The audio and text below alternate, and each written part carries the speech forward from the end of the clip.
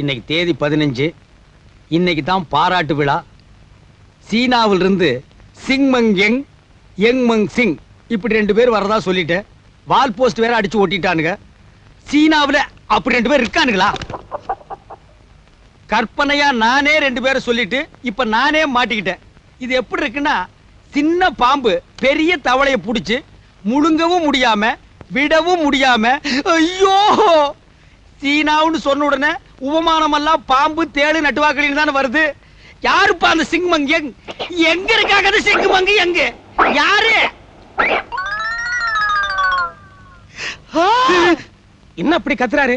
நல்ல பல்ல புடுங்கிட்டாங்களா? பல்ல புடுங்கினது கத்துல, பில்ல பாத்துட்டு கத்துறான். ஏன் சார், உங்களுக்கு பல்ல புடுங்கணுமா, பல்ல ராவணுமா, பல்ல கட்டணுமா? இப்ப என்ன பண்ணணும்?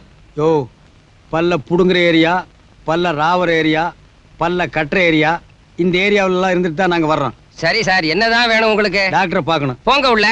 உள்ளதான் ஒரு போர்க்கிழமை நடக்குது. அவரை வர சொல்லி நான் பார்த்துட்டு போறேன். சரி சார்.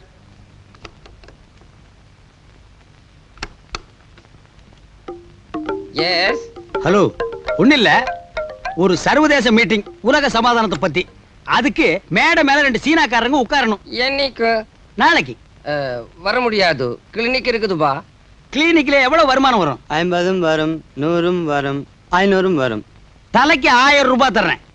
கள்ளு கடையை மூடிட்டு, இது பல்லு கடையை மூடிட்டு என் பின்னால வாங்க. பயமா இருக்குப்பா. பயப்படாதேப்பா. உங்களை என்ன நான் பார்டர் சண்டைக்கு அனுப்புறேன். நீங்க பாட்டுக்கு மேடை மேல உட்கார்ந்துருங்க. நீங்க ஒண்ணும் பேச வேண்டாம். உங்களை பத்தி நான் பேசுறேன். அட்வான்ஸ் கொடு. இப்பவே புடி அட்வான்ஸ்.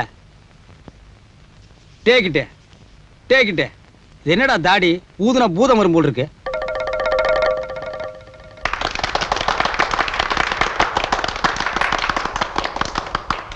நான் எழுதுறதெல்லாம் படமா இல்ல? இப்படித்தான் பல பேர் சொல்றாங்க. இன்னும் 2 வருஷத்துல மாட நாட்டுல நான் ஒரு மாமேத அப்படின்னு எல்லாரையும் மகுட சூட்ட வைக்கிறேன். என்னோட மாட நாட்டை மதிச்சு சீனாவில இருந்து சிங்மங் யங் யங்மங் சிங் வந்திருக்காங்கன்னா அது என்ன விளையாட்டா? உங்களுக்கு எல்லாம் ஒரு உண்மையை சொல்றேன்.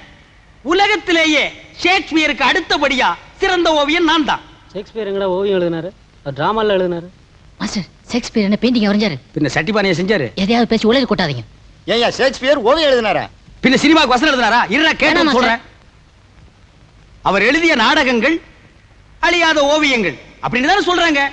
அதனால அவர் ஒரு அழியாத ஓவியன், அதுக்கு அடுத்தபடியா நான் ஒரு அழியாத ஓவியன் அப்படின்னு நான் சொல்லிங்க.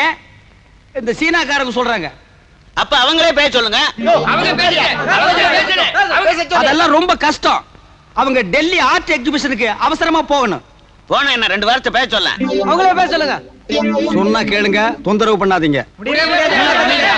இப்படி கூச்சல் போட்டு தான் நாட்டையே கெடுத்திருக்கீங்க.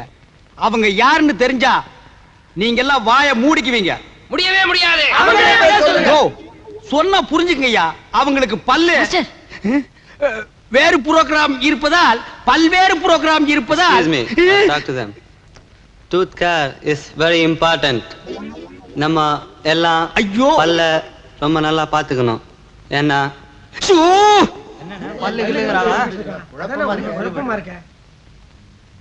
பல் நல்லா வச்சுக்கணும்.